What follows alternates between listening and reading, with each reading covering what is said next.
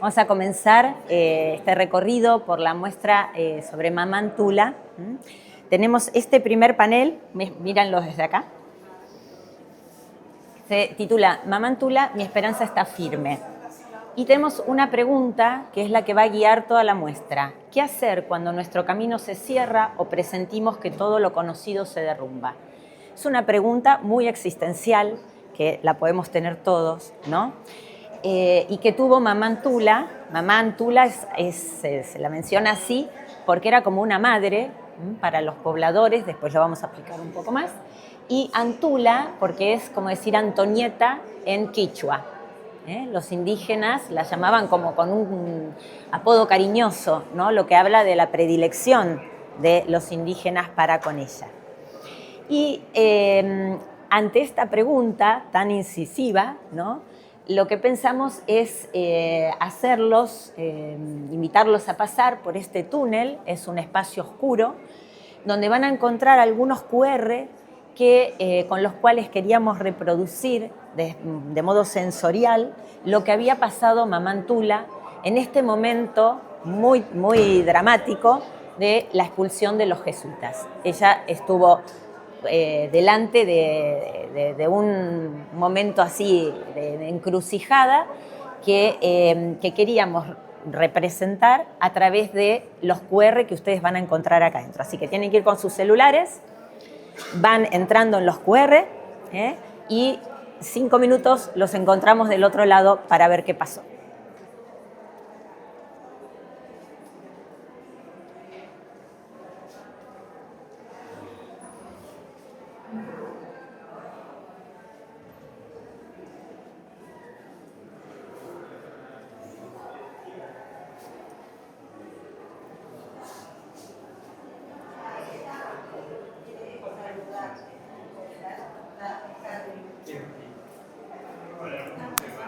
Yo ya hice eso. Ya te quiero escuchar. Pudieron ver los QR, pudieron experimentar miedo, enojo, incertidumbre, ¿no? Todo lo que podría haber vivido Mamá Tula en ese momento.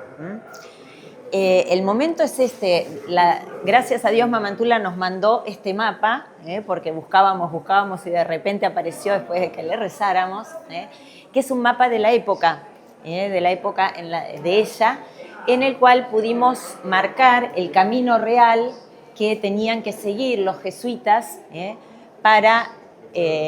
estaban expulsos, ya es una orden que se suprimió, y que tenían que irse hasta los estados pontificios.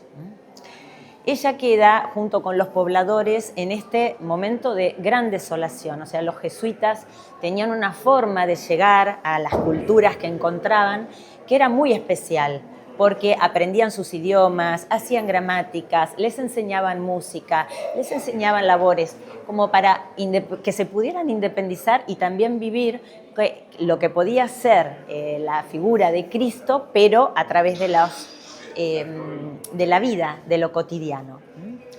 Entonces, en ese momento, cuando se van, hay un jesuita que le va a entregar una capa, su capa, se la va a entregar a Mamá Tula. Nosotros quisimos simbolizarlo en este pedacito de tela. Si quieren van pasando, agarran cada uno y se la van pasando. Porque esa capa, Mamá Tula la entendió como un signo de misión, un signo de identidad y de misión. Como que el jesuita le estaba diciendo, mirá que vos ahora quedás con esta tarea. ¿Por qué? ¿Por qué hablamos de una tarea para ella? Este panel ahora se llama La aventura de las beatas. Mamá Tula había decidido a sus 15 años ser beata de la Compañía de Jesús. A los 15 años las mujeres tenían 3 opciones: casarse, ser monjas, o este otro camino que no era tan común y que daba muchísima libertad a las mujeres, que era el beaterio. Dentro de la Compañía de Jesús no tenían ningún tipo de voto oficial, sino que simplemente se ponían al servicio de estos padres. Ella en especial, podían hacer muchas cosas las beatas, ¿no? Estando al servicio, pero ella en especial le va a tocar, como contaba Alicia Frasquina ayer, ser como quien pudiera ayudar en la logística de los ejercicios espirituales y también encargada de la limpieza y de la cocina de los ejercicios espirituales. Por eso los va a conocer muy bien. Se podría haber quedado llorando, ¿no? Después de semejante situación y dijo, no, yo estos ejercicios espirituales que vi el bien que le hacen a la gente, no quiero que se pierdan. Va a decidir salir, salir a llevar los ejercicios espirituales por toda la región del Virreinato del Perú y se va a extender hasta Buenos Aires, Colonia y Montevideo. Vamos para allá, que todo esto nosotros lo podemos saber gracias a las cartas. Si no existieran las cartas que mandaba Mamá Tula a mucha gente, y en especial a dos personas, a Ambrosio Funes en Córdoba y a el padre Gaspar Juárez en Europa. Este triángulo es el que nos permite saber todo lo que estaba pasando del otro lado, ¿no? del océano y de este lado. Mamá Tula va a tener una correspondencia que no se interrumpe desde que la comienza y les empieza a contar todo lo que estaba viviendo de ella, ¿no? al querer llevar estos ejercicios, y son cartas tan valiosas que llegan a Roma, a Alemania y hasta Rusia y se van traduciendo, la traducen al francés, la traducen al inglés y entre los jesuitas mismas se las reparten porque tenían toda esta información. Imagínense lo valioso de personas que han sido absolutamente silenciadas, ¿no? Expulsos, silenciados, y que ven que su obra está continuando del otro lado del océano e incluso con más vigor quizás, en cierto sentido, que cuando ellos estaban. Entonces, en las cartas tenían estos dos objetivos. Una era claramente la salvación de las almas, transmitir el bien de las almas, y otro, un poco más privado, que era la recuperación, la restitución de la compañía de Jesús. Ella habla también en las cartas de esto. Si pueden, Alicia Frasquina tiene un volumen que es una selección de cartas, son preciosas, muy, muy decididas, o sea, ahí vemos su cercanía, su carácter cariñoso, pero también su carácter imperativo. O sea, era una mujer que pedía todo lo que necesitaba. Yo necesito esto y necesito, porque claro, para poder dar los ejercicios eran necesarios, primero que nada, autorizaciones. Vamos para allá. Este otro panel se titula Peregrina, ¿por qué, con quién y para qué? Nos hicimos esta pregunta porque a ella se la conoce como la Santa Peregrina, ¿no? Pero ¿por qué? ¿Por qué salió? ¿Por qué decidió? ¿Qué vio ella en estos padres como para dedicar su vida a Cristo como beata dentro de la compañía de Jesús? ¿Y por qué sale? Dice, aunque sean los mares más escabrosos y en los desiertos más rígidos, si a Él se le pone, ahí he de ir yo y todo ha de sobrar. Y así fue. Ella empezó este largo peregrinar, nunca sola, iba con otras beatas e iba siempre acompañada también de dos indígenas. Y va a empezar, acá tenemos un mapa, va a empezar su recorrido primero por las inmediaciones de Villa Silípica, y luego, fíjense, llega a Jujuy, Salta, Tucumán, a La Rioja y Catamarca, luego baja por Córdoba, llega hasta Buenos Aires, después vamos a ver un poquito más todo lo que pasa en Buenos Aires, va hasta Colonia y Montevideo, bueno, y esta palabra Santiago está de más, no para bien. Pero, fíjense, dice, ponte en camino, Antonia, si no salimos el Evangelio no llega. Esta era la convicción que ella tenía, que los ejercicios espirituales eran un modo en el que la gente del momento podía mantener y acrecentar su fe. Por eso sale. Jesucristo y a mis pasos para continuar la misión que los jesuitas ya no pueden realizar. Aquí tenemos datos, que nosotros somos la generación de los datos. Entonces pusimos en leguas, por ejemplo, la Quiaca era de 475 leguas hasta Buenos Aires, que es 1900 kilómetros. Y ella, todos los documentos que encontramos sobre ella hablan de ella caminando y descalza.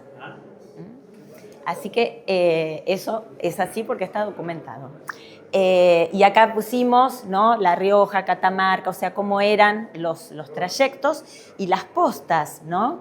De más o menos 32 kilómetros les llevaban de 8 a 12 horas. Bueno, cuando nosotros vamos a Luján, ¿no?, tenemos una muestra en ello. Acá también otros datos, 70.000 participantes en 8 años en Buenos Aires, ¿no? Las tandas de ejercicio podían ser de 100, de 300, de 500 participantes, hombres por un lado, mujeres por otro, y ella estaba convencidísima de que eran para todos.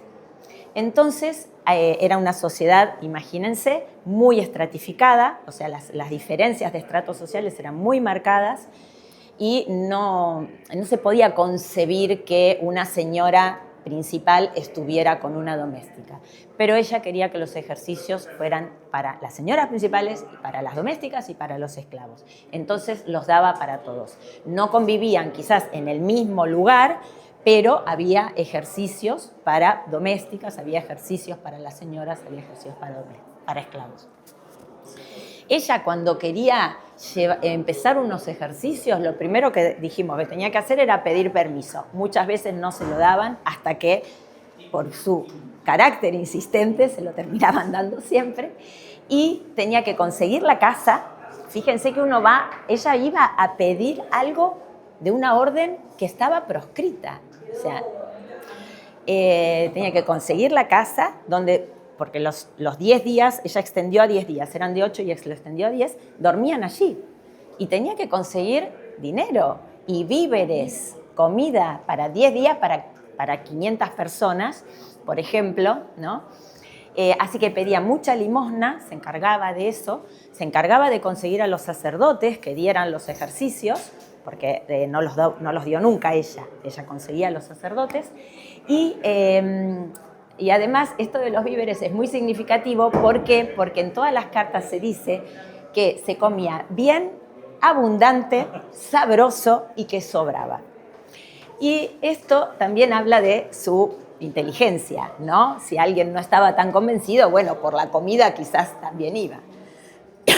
Ahí, ya en vida, se conocen varios de sus milagros con respecto a los víveres.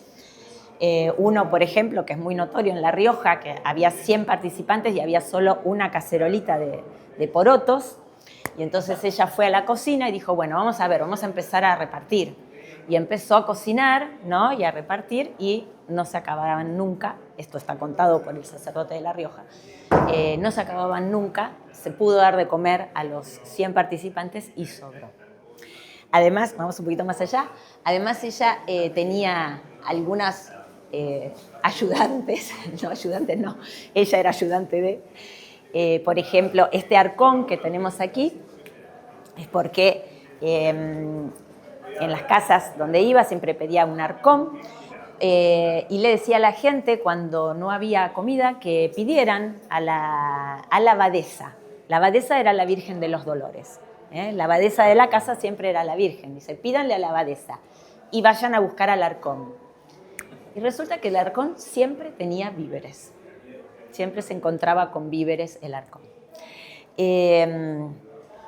Otra cosa muy importante, acá, con respecto a todo esto de la comida, sacamos con la inteligencia artificial cuántos kilos, después se acercan y ven, cuántos kilos, por ejemplo, de harina, de maíz, de porotos eran necesarios para alimentar a 500 personas durante 10 días, ¿no? Bueno, otra cosa muy importante de los ejercicios es que se empezaba a ver cómo se transformaba la sociedad en torno a los lugares donde se daban, ¿no? Y eso hay cartas, ¿no? Dicen, los frutos cosechados en estos santos ejercicios han sido tan abundantes que se ve en ellos la mano de Dios, ¿no? Tanto es así que cuando llegó a Buenos Aires, el virrey primero no estaba para nada de acuerdo, no la dejaba, le hizo bastante la contra, pero terminó, por supuesto, permitiéndoselo, y no solo eso, que después le empezó a pedir consejo a Mamantula, era su consejera. Quería contarles, bueno, por aquí ya vamos terminando con los últimos paneles. Ella va a llegar en 1795 a Buenos Aires y va a comenzar con la construcción de la Santa Casa, que con mucha dificultad va a ser un proceso largo, casi unos 15 años demoró en poder construirla, con muchas donaciones de obispos, sacerdotes, gobernadores, de numerosos fieles del pueblo también. La casa es grande y ella la pensó así porque quería que quedara algo muy firme, ¿no? Pensó, por ejemplo, con 7 patios, la casa, casa de capellán, 24 celdas, patios interiores, el área de servicio, una cocina, un cuarto para amasar, había un cuarto solo para amasar porque era mucha gente, el patio para las sirvientas, el sector para las beatas y otras dependencias.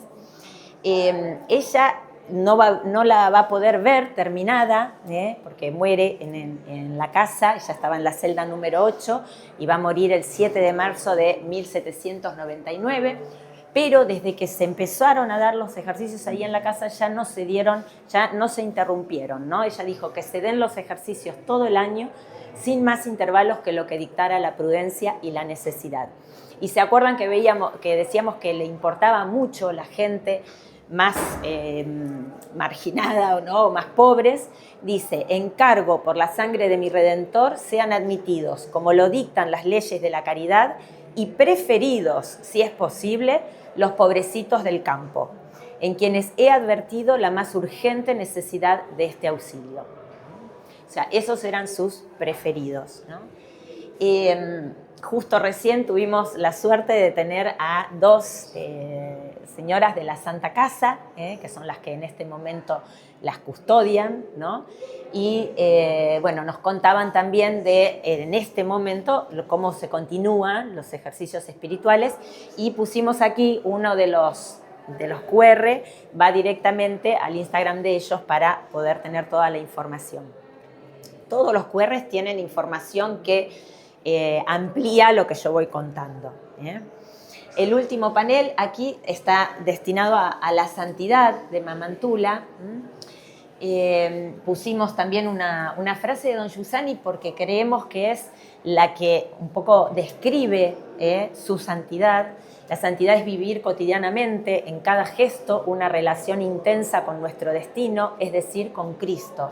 Y esto se ve en cada una de sus cartas. A ella le importaba muchísimo cada persona, y cada encuentro era ocasión de hacer conocer al Señor. Aquí ella dice: Dios, por sus altos fines, se dignó elegir mi pequeñez como instrumento. Aquí tienen los cuadritos de los milagros de ella ya en vida, porque ella ya era considerada extraordinaria, ¿no? Se veía ella en vida. Pero tanto estos milagros como lo que ella va diciendo en las cartas nos hablan no de una heroína, sino de una mujer de su época que dijo sí en cada momento a lo que el Señor le pedía. Y aquí de este lado están los milagros que la llevaron a la canonización. En 1904, la curación de la hermana Vanina Rosa, de las Hijas del Divino Salvador, tenía septicemia, ya le habían dado, o sea, como no tenía posibilidad de curarse, y las hermanas rezaron a Mamantula y se mejoró y se sanó. Y esta fecha está mal, es 2017, la recuperación de Claudio Perusini, un santafesino que tuvo un accidente cerebrovascular. Ya también habían dicho que no había nada que hacer, y sus familiares y amigos empezaron a rezarle a Mamantula y empezó a mover los dedos. Entonces empezó su recuperación también.